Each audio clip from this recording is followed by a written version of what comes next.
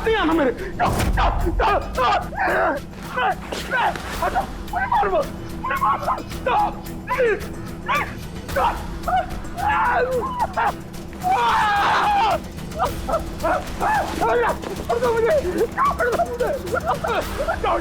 मेरे पास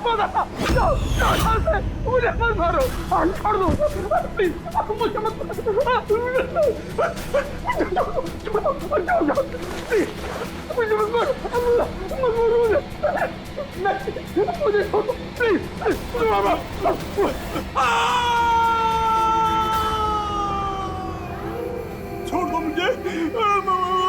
मारो मत मुझे।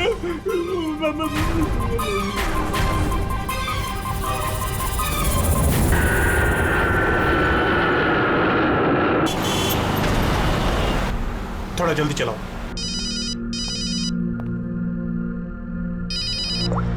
हेलो, इसवी प्रद्युमन है सर, एक खून हुआ है। खून हुआ? कौन बोल रहा है?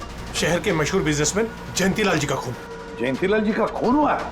कौन बोल रहा है ये? देखिए सर, मैं कौन बोल रहा हूँ ये इंपॉर्टेंट नहीं है। इंपॉर्टेंट ये है कि सेठ जी का खून हुआ है और उनके घर वाले उनकी बॉडी को अंतिम संस्कार के लिए लेकर जा रहे हैं। देखिए सर, अगर बॉडी जल गई तो खूनी कभी नहीं पकड़ा जाएगा। अब देरी मत कीजिए प्लीज, जल्द से जल्द जाकर बॉडी जलाने से रोकिए। हेलो, आप कहां से बोल रहे हैं? कौन है आप? Hello, damn it.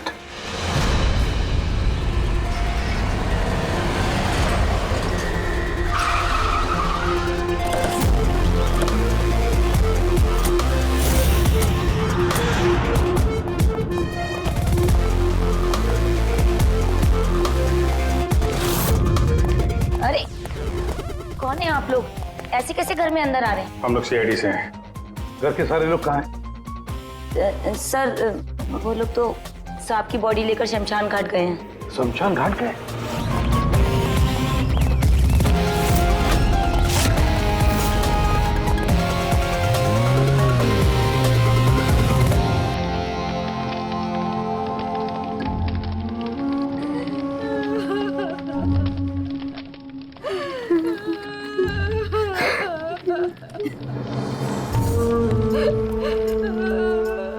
क्या बताऊं मैं, यकीन नहीं हो रहा कि जयंती भाई अब हमारे बीच नहीं है। 15 साल पुरानी दोस्ती थी मेरी। वो तो मेरे बड़े भाई जैसे थे। पता नहीं ये सब कैसे अचानक से हो गया।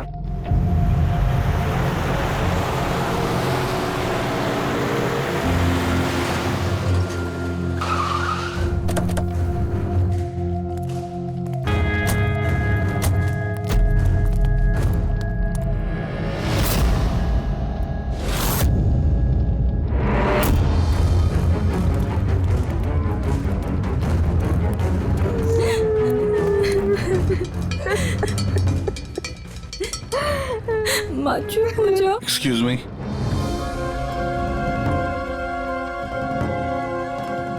देखिए हम लोग सीआईडी से हैं। हाँ? जयंतीलाल जी के परिवार वालों से मिलना चाहते हैं। मैं जयंतीलाल जी की पत्नी दीपा। दीपा जी, हमें पता है ये सही समय नहीं है पूछताछ करने की, मगर क्या करें?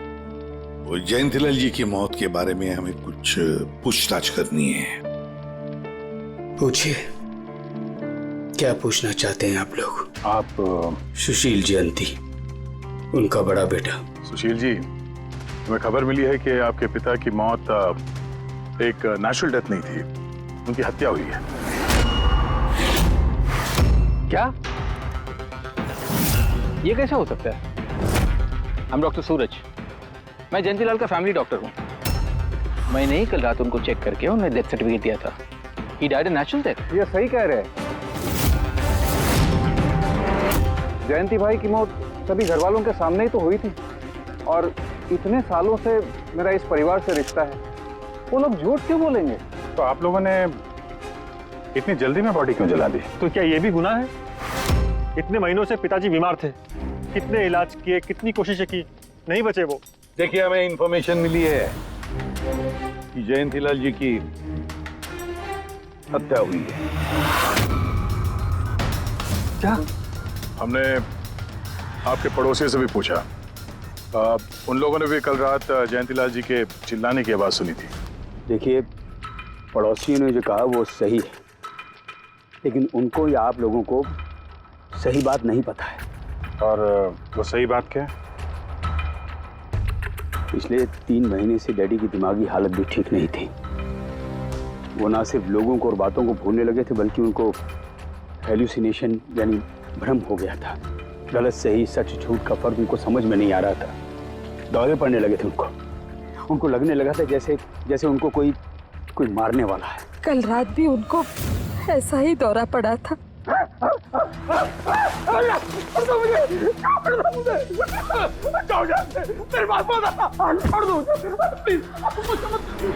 शांत, कूल।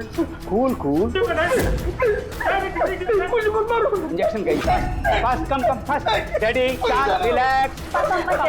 कुछ नहीं होगा। पापा संभालो अरे यार क्या कर रहे हो? बच्चों की तरह क्यों जिद कर रहे हो? सुशील जी, उनका स्लीव ऊपर करो। जाने दो, मुझे मारो। बस।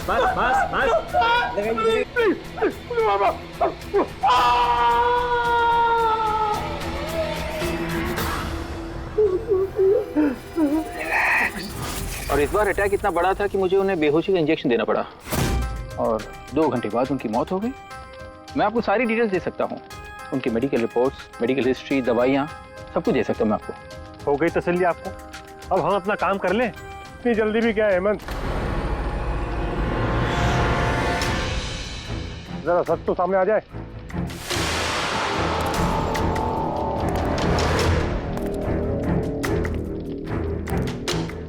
आप सर, मेरा नाम मोहन है, मैं जयंतीलाल जी का वकील। मैंने आपको फोन किया था सर। मोहन जी, आपको ऐसा क्यों लगता है कि जयंतीलाल जी की हत्या हुई है? मेरे शक की वजह है उनकी वसीयत। लेकिन ऐसा क्या है इस वसीयत में? सब कुछ, कि उनकी जायदाद में से किसको कितना हिस्सा मिलेगा। उससे क्या फर्क पड़ता है? हम सब एक फैमिली हैं, किसी को छोटा किसी को बड़ा शेयर मिलेगा, यही ना? दैट्स ओके, कोई फर्क नहीं पड़ता है। अगर जयंतीलाल जी की मौत नेचुरल ना होकर मर्डर साबित हुई तो आप में से किसी को भी उनकी जायदाद का कोई हिस्सा नहीं मिलेगा। Nothing at all. ऐसे कैसे हो सकता है? मुझे बराबर याद है कि 1 साल पहले उन्होंने मेरी सलाह लेकर ही ये वसीयत बनाई थी, और उसमें तो ऐसा कुछ भी नहीं लिखा था। दीपा जी, 3 महीना पहले उन्होंने नई वसीयत बनवाई थी। ये क्या बोल रहे हैं आप? ये कैसे हो सकता है?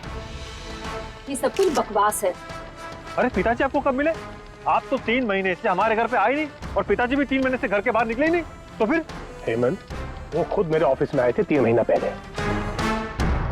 दीपा जी, 3 महीना पहले उन्होंने नई वसीयत बनवाई थी। ये क्या बोल रहे हैं आप? ये कैसे हो सकता है? ये सब कुछ बकवास है। अरे पिताजी आपको कब मिले? आप तो 3 महीने से हमारे घर पे आए नहीं, और पिताजी भी 3 महीने से घर के बाहर निकले ही नहीं। तो फिर? हेमंत, वो खुद मेरे ऑफिस में आए थे 3 महीना पहले। मैं अब जिंदा नहीं रहूंगा। आप क्या कह रहे हैं सर? कोई मेरी जान लेना चाहता है, मुझे मार डालेगा। सर, कैसी बात कर रहे हैं आप? कौन है जो आपको मारना चाहता है? कोई अपना, मेरे परिवार के सदस्यों में कोई है। मुझे पूरा यकीन है कि मैं अब चंद दिनों का मेहमान हूं। सर, कौन है वो? कहा ना, कोई अपना। क्या सोच रहे हो? पुलिस के पास जाऊं? यही कहना चाहते हो? सर, मैं पुलिस को खबर करूं? नहीं, पुलिस वाले भी अब मुझे पागल समझेंगे। तुम मेरा एक काम करो मोहन, मेरा वसीयतनामा बदल डालो। अगर मेरी मौत हो जाती है और मौत के बाद ये साबित होता है कि उसका कारण मेरा परिवार है, तो मेरा बिजनेस, मेरा पैसा, मेरा कुछ भी परिवार के किसी भी सदस्य के नाम नहीं होगा। सर अगर परिवार के सदस्य को नहीं मिलेगा तो किसको मिलेगा?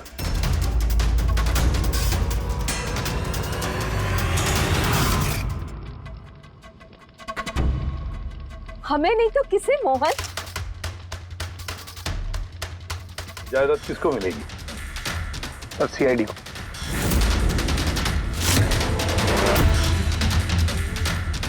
क्या बकवास कर रहे हैं आप? जी सर, अगर जयंतीलाल जी की मौत हत्या साबित होती है तो उनकी सारी जायदाद जो कि लगभग 5,000 करोड़ है वो सीआईडी को और पुलिस वेलफेयर डिपार्टमेंट को मिलेगी। ये क्या मजाक कर रहे हैं आप? ऐसा कैसे हो सकता है? हो सकता है अगर उनकी मौत हत्या साबित हुई तो। लेकिन उनकी तो हत्या हुई नहीं, हम वहीं तो थे, जो कुछ भी हुआ हमारे सामने हुआ है। उनकी हत्या हुई है या नहीं वो हम पता लगा लेंगे। अरे आप कैसे पता लगाएंगे? बॉडी तो है ही नहीं। बॉडी जल चुकी तो क्या हुआ, राख तो है। जब तक ये केस सुलझती नहीं तब तक जयंतीलाल जी की राख हमारी कस्टडी में रहेगी। अरे लेकिन सॉरी मैम।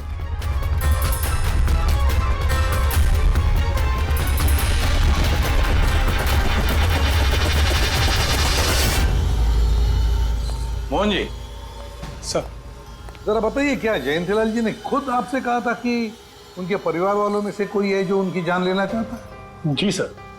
क्यों? सर वजह तो पता नहीं, लेकिन उनको लगता था कि उनके घर वाले पैसों के लिए उनकी जान लेना चाहते हैं सर। बेटों से वो खुश भी नहीं थे। वो चाहते थे कि हेमंत और सुशील उनके साथ बिजनेस में हाथ बटाएं, उनके साथ बिजनेस करें, लेकिन ऐसा हुआ नहीं सर। ऐसा क्या हुआ? सर दोनों ने अपना अलग अलग बिजनेस शुरू किया, लेकिन उसे भी चला नहीं पाए। और हेमंत सर, वो तो एक नंबर का अय्याश निकला। उसने सेठ जी के सारे पैसे उड़ा दिए। सर बाप बेटे में हमेशा खटर पटर चलती रहती थी, कभी बनी नहीं बाप बेटे में। बनती नहीं थी, मगर हम बाप बेटे तो थे। मुझे पैसों की बहुत जरूरत थी, लेकिन इसका ये मतलब थोड़ी है कि मैं अपने पिता को ही मार दूंगा। मार भी सकते हो। आखिरकार दुनिया में आधे से ज्यादा गुनाह तो पैसों के लिए ही होते हैं। फिर तो सुशील भैया की वजह मुझसे बड़ी थी। उनका पिछला बिजनेस उन्होंने घाटे में बंद किया और अभी जो है वो नुकसान में चल रहा है। सर मार्केट का बहुत पैसा है उनके ऊपर, और डैडी भी इस बार सुशील भैया की मदद करने के लिए रेडी नहीं थे। सर मैं मानता हूं कि डैडी नाराज थे, नहीं दे रहे थे मुझे पैसे, पर मुझे ये भी पता है कि वो मुझे और मेरे परिवार को मरने के लिए नहीं छोड़ सकते थे। खून में उनका खून तो हो, इसीलिए पैसों के लिए अपनों का ही खून बहा दिया। सर एक आइडिया है। क्या है कि अब जो हुआ सो हुआ, उसको बदला तो नहीं जा सकता ना, लेकिन इस सिचुएशन से अपना फायदा जरूर निकाल सकते हैं। क्या मतलब? वो सर आप ये मामला सुलझा दीजिए। मान लीजिए कि नेचुरल डेथ थी, अब वसीयत के हिसाब से पैसे सीआईडी और मुंबई पुलिस की जगह हमें मिलेंगे, जो उसके असली हकदार हैं। नहीं, आप लोगों का जो नुकसान हुआ होगा वो हम आपस में समझ लेंगे ना। सुशील जी, हर आदमी एक जैसा नहीं होता, और दोबारा ऐसे बात करने की गलती नहीं करना, समझे? तुम अपनी दादाजी से बहुत करीब थी ना? दादाजी मुझे बहुत प्यार करते थे। हम दोनों बेस्ट फ्रेंड्स के जैसे थे, एक दूसरे से सारी बातें शेयर करते थे। कभी दादाजी ने तुमसे ये कहा था कि उनकी जान को खतरा है, कोई उन्हें मारना चाहता है, ऐसे कभी कुछ कहा था उन्होंने? उन्हें हर किसी से डर लगता था। दादाजी सिर्फ मेरे पे विश्वास करते थे, बाकी उन्हें सबसे डर लगता था। तो उन्हें लगता था कि कोई उन्हें मार देगा। चलो दादू, अब हम खाना खाना खाएंगे। क्या ये? चलो चलो चलो चलो दादू। मुझे वो सब लोग इसमें जहर मिला के मुझे मारना चाहते हैं। कौन मारना चाहता है दादू आपको? वो सब लोग मिले हुए हैं, सब मेरे खिलाफ साजिश कर रहे हैं। तुम मत खा, अरे फेंक देते, वरना तुम भी मर जाएगी। दादू आप मेरा विश्वास करो, ये खाना मैंने अपने हाथों से बनाया, इसमें कुछ नहीं है, इसमें जहर भी नहीं, कुछ नहीं है दादू। आप मेरा विश्वास करो। देखो देखो देखो, मेरे हाथों में खा रही हूँ ना, देखो देखो, मुझे कुछ हुआ, मैंने अपने हाथों से बनाया। चलो दादू, चलो चलो चलो, खाओ खाओ खाओ खाओ। गुड दादू, गुड दादू। चलो एक और बाइट, जल्दी से जल्दी से जल्दी से जल्दी से एक और बाइट खाएंगे। अच्छा है ना दादू? गुड गुड, चलो चलो। कितना प्यार करती है तू, मेरा कितना ख्याल रखती है, बाकी सब लोग मेरी दौलत के पीछे मुझे मार देंगे। दादू आपको कुछ नहीं होगा, आपका बहादुर बच्चा है ना इधर, मैं आपको कुछ नहीं होने दूंगी। देखो अब तुम घर जाओ, जाओ, और देखो किसी भी चीज की जरूरत पड़े तो मुझे फोन करना, ठीक है? जाओ।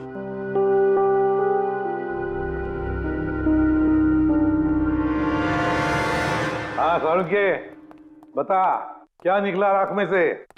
बॉस, राख में से बड़ी जबरदस्त बात निकली है। हालांकि इस राख ने मुझे कम परेशान नहीं किया, लेकिन मैंने भी इसका मुंह खुलवा ही लिया, है ना? तो फिर बता दे यार। बताता हूं। तारिका। हाँ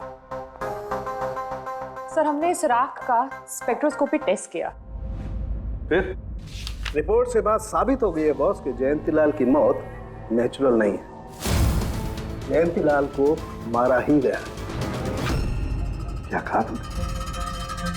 जयंतीलाल की मौत नेचुरल डेथ नहीं थी? नहीं। कैसे सारुके, कैसे मारा? लार्सनिक से।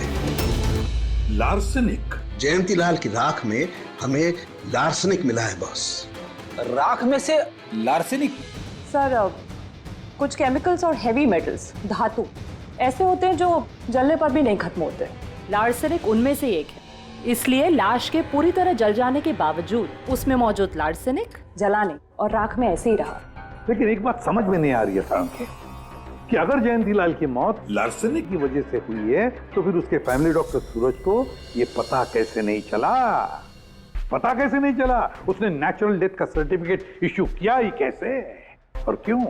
बॉस, अगर लार्सनिक जैसा जहरीला केमिकल इंसान के शरीर में एक साथ बहुत ज्यादा मात्रा में पहुंचा दिया जाए तो इंसान की तुरंत मौत हो जाती है, लेकिन अगर यही जहर धीरे धीरे थोड़ी थोड़ी मात्रा में उसके शरीर में पहुंचाया जाए तो उसकी मौत एक साथ एकदम नहीं होती है। पहले उसकी याददाश्त जाती है, फिर उसे अजीब अजीब से सपने आने लगते हैं, उसे हेलुसिनेशन होने लगता है, भ्रम होने लगता है, फिर पागलपन के दौरे पड़ते हैं। और जयंतीलाल के साथ ये सब कुछ हो रहा था। लार्सनिक? जी हाँ, लार्सनिक। और इससे ये साबित हो गया कि जयंतीलाल जी की मौत बीमारी से नहीं बल्कि उनका खून किया गया। लेकिन ये किया किसने? वही पता करने हम लोग यहाँ हैं। अभिजीत, जयंतीलाल जी का कमरा चेक करना पड़ेगा। Okay sir.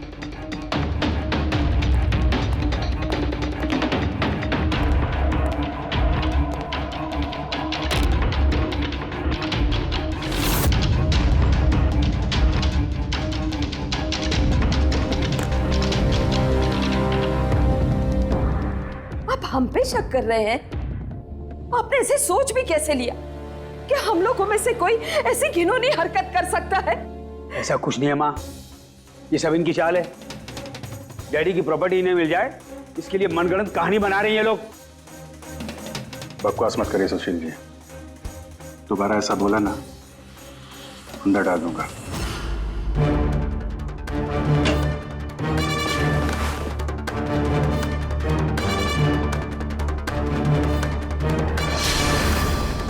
आप धमकाकर हमें चुप करा सकते हैं लेकिन कुछ साबित नहीं कर सकते।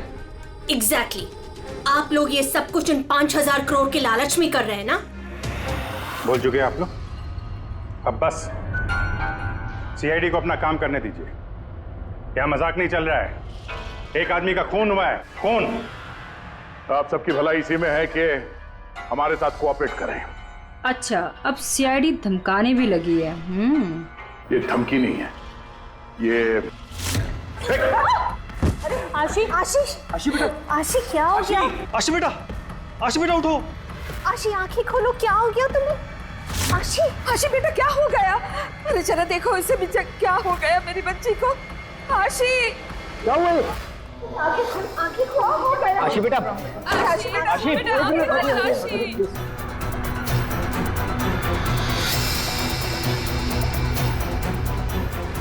क्या हो गया इसे?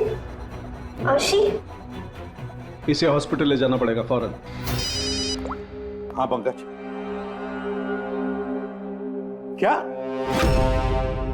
माय गॉड, ये अच्छा ठीक है। क्या हुआ? ये डॉक्टर सूरज ने आशी के कुछ टेस्ट किए थे, पता चला कि उसके खून में भी लार्सेनिक है। लेकिन सर, लार्सेनिक आशी के खून में पहुंचा कैसे होगा? सर ऐसी कोई कॉमन चीज जो जयंतीलाल जी और आशी दोनों के कांटेक्ट में आई हो? खाना। अब आशी ने बताया था ना कि कुछ दिनों से जयंतीलाल जी का खाना वो खुद टेस्ट कर रही थी। नहीं बस खाना नहीं, ये कुछ और है। ये सालों के साहब, ये आपको कैसे पता चला? बताता हूं, बस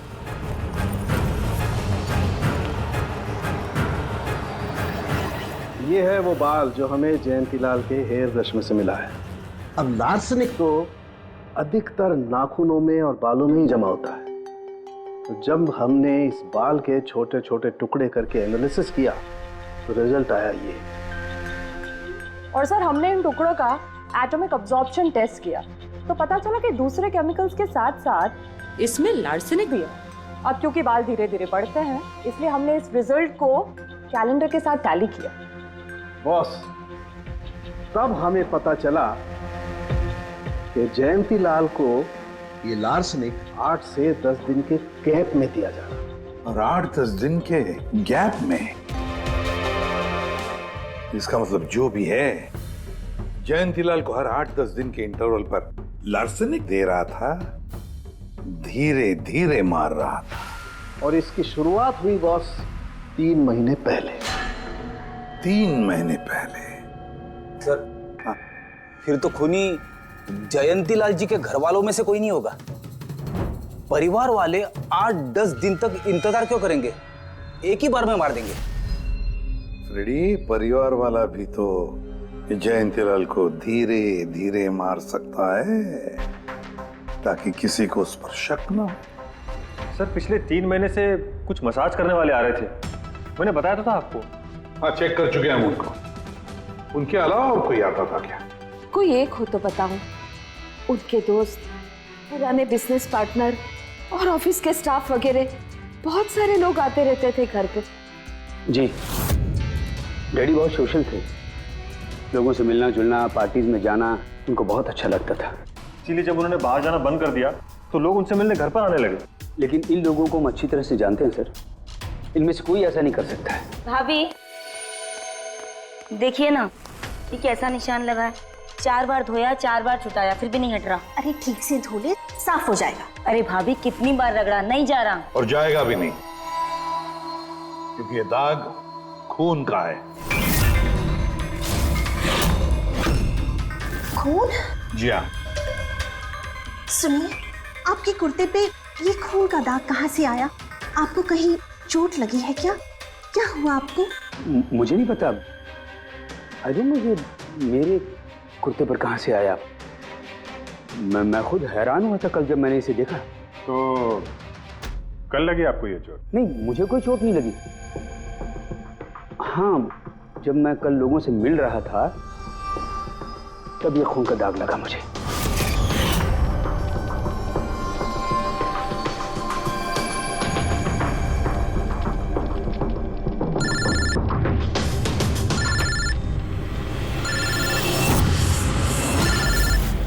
बिना चोट खून के धब्बे, अजीब बात है। वही तो। और कुछ हुआ था कल? कोई खास बात? नहीं सर, और कोई खास बात नहीं। साहब एक बात अजीब हुई थी। क्या? कल सुबह मुझे गार्डन में कांच के कुछ टूटे हुए टुकड़े मिले थे। कांच के टूटे हुए टुकड़े? तो फिर? साहब उन टुकड़ों में खून लगा हुआ था। क्या? कांच के टुकड़ों में खून लगा हुआ था? जी। कहाँ पर है वो? अब वो तो मैंने कचरे के डिब्बे में डाल दी। इस कुत्ते पे खून, कांच के टुकड़े पे खून। कहाँ देखे थे वो कांच के टुकड़े तूने? ये देखिए, यहाँ पर मिले थे मुझे कांच के टुकड़े। यहाँ पर? जी।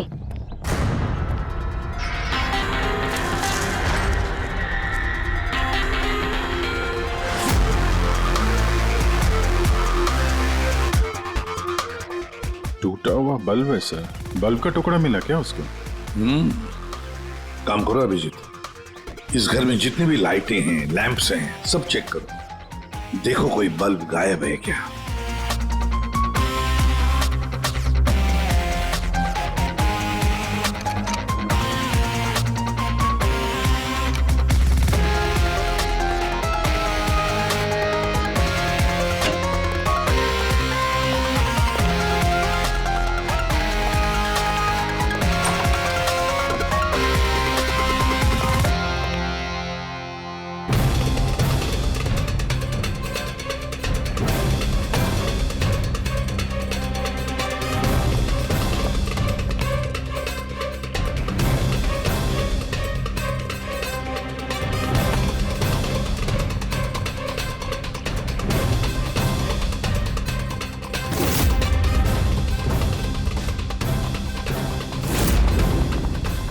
सर, सब जगह देख लिया, कांच का टूटा हुआ सामान कहीं पे भी नहीं है। सर कुछ नहीं मिला।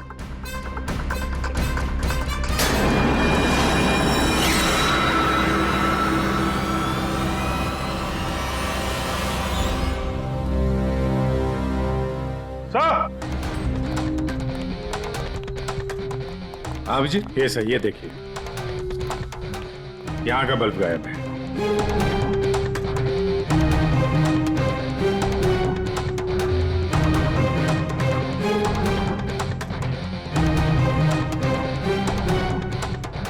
बड़ी अजीब बात है, ये लैम्प तो बिल्कुल ठीक था।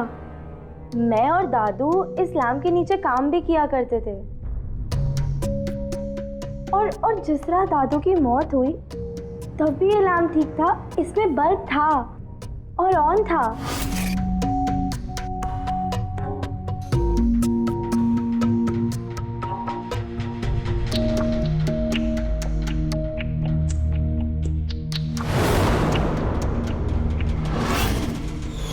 तो फिर इस लैंप से बल्ब अचानक गायब कैसे हो गया?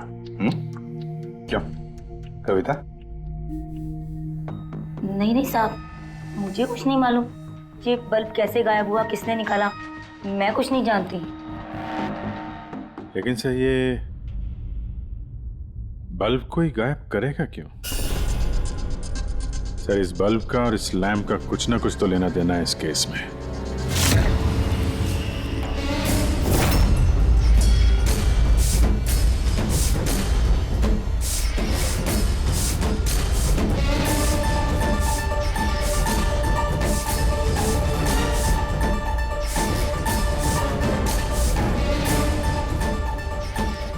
बॉस, ये धब्बे देख रहे हो?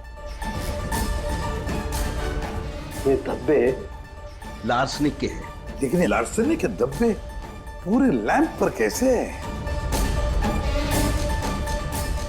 बॉस, हुआ ये होगा, खूनी जयंतीलाल जी के घर पे आता होगा हर 8 या 10 दिन में।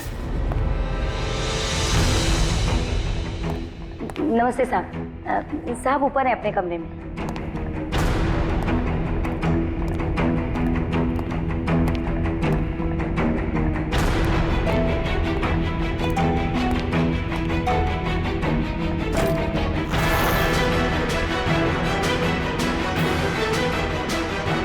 और चुपके से जयंतीलाल के टेबल लैंप पे लार्सनिक छिड़कता होगा।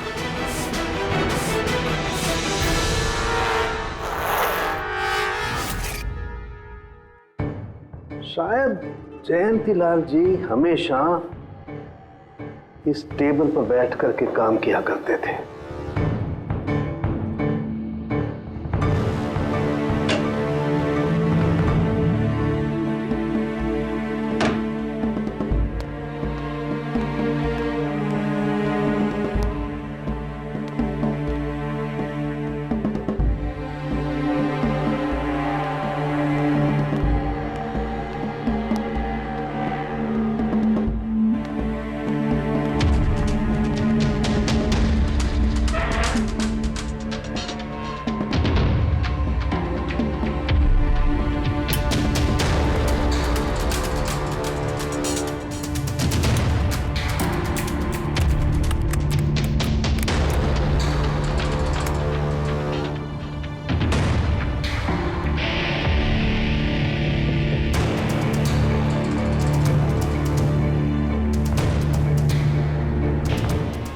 और जैसे ही ये बल्ब गर्म होता था, लार्सनिक धीरे धीरे फैलकर जयंतीलाल जी की सांसों में घुल जाता था।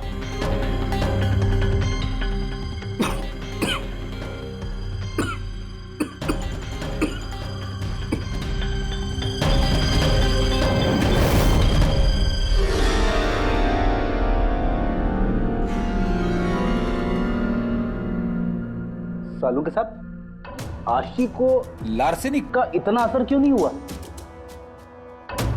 उसे लार्सनिक का इतना असर इसलिए नहीं हुआ फ्रेडी, क्योंकि वो यहां हमेशा नहीं रहती थी, कभी कभी आती थी अपने दादाजी के पास।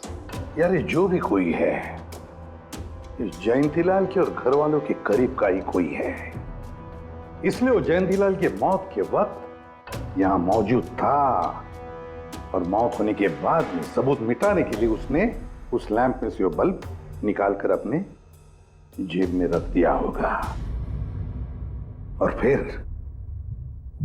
सभी घर वालों से मिलते वक्त सुशील जी को भी अपने गले लगा लिया।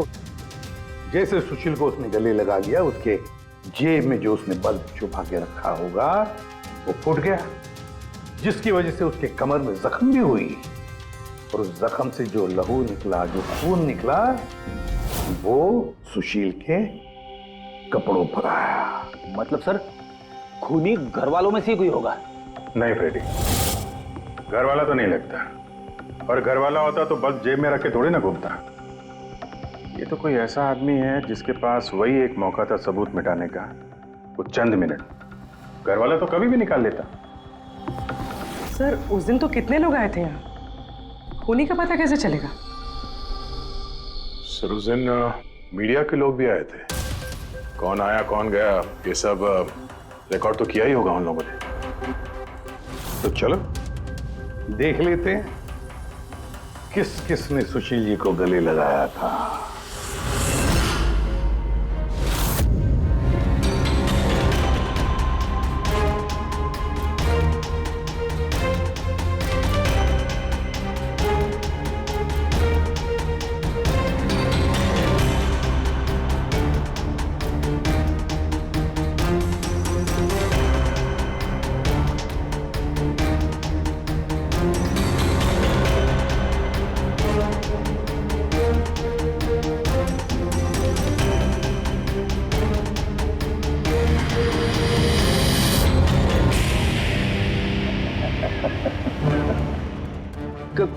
क्या हुआ सर, खूनी का पता चल गया?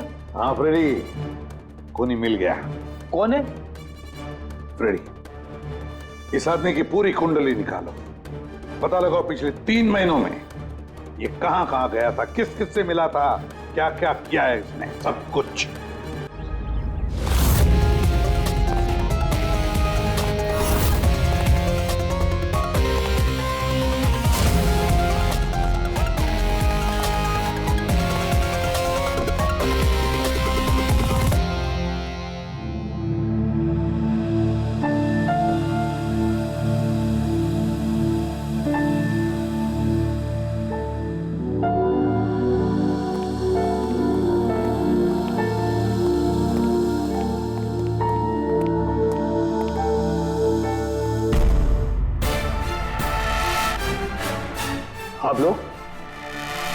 आप लोग फिर यहाँ हैं?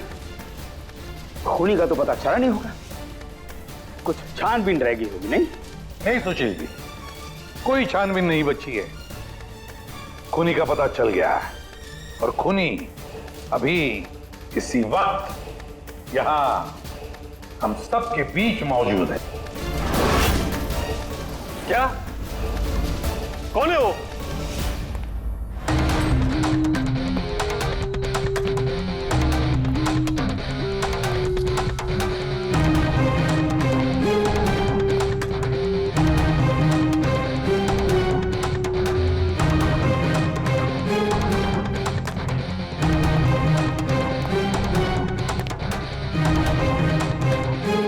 अरविंद जी,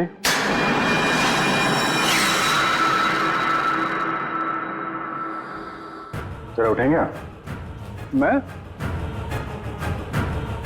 मैंने क्या किया? अरविंद जी, आपने क्या किया इसका तो पता हमने लगा ही दिया।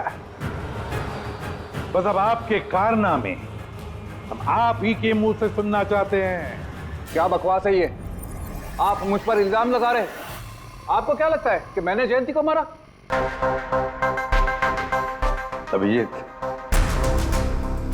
मौका मिला था, मान जाते तो सबके सामने कपड़े नहीं उतरते। तेरा एक कुर्ता उठाना।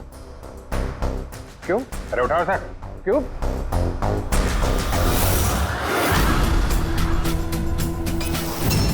क्या है ये? निशान कैसा है? हाँ? कौन सी भाषा बोल रहे हो तुम? हिंदी में बोलो, हिंदी में। मातृभाषा है हमारी। भूल गए क्या? याद दिलाओ। हाँ? नहीं सर,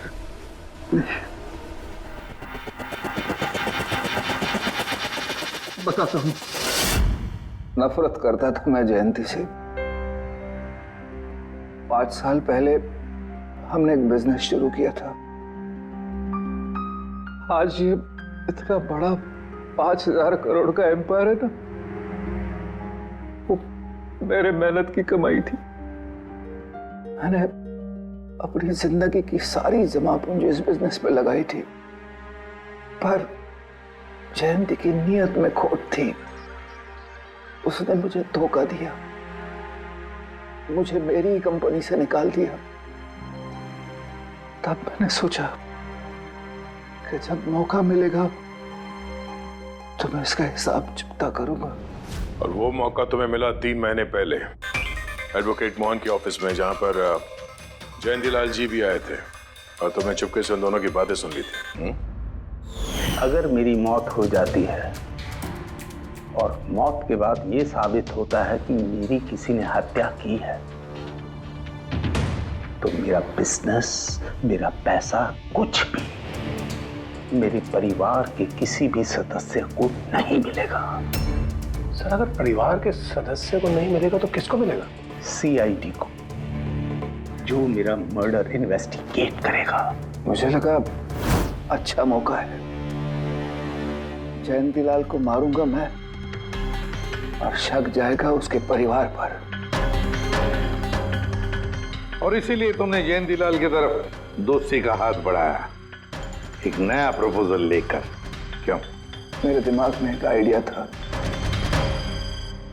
जिसके लिए मेरा उसके घर बार बार जाना जरूरी था।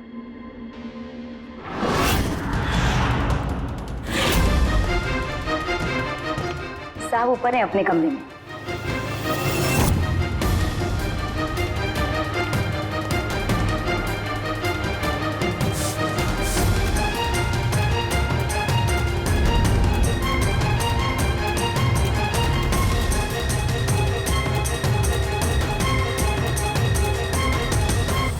लेकिन एसीपी साहब, आपको इन पे शक कब हुआ?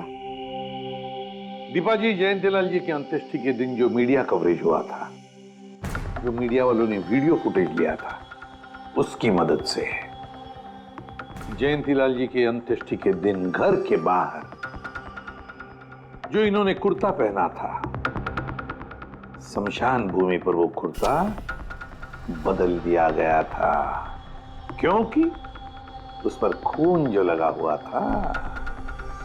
क्यों अरविंद जी?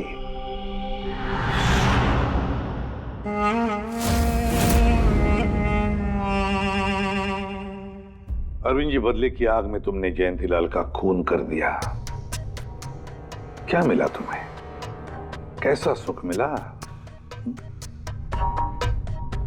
गलत किया तुमने, गलत किया। रेडी?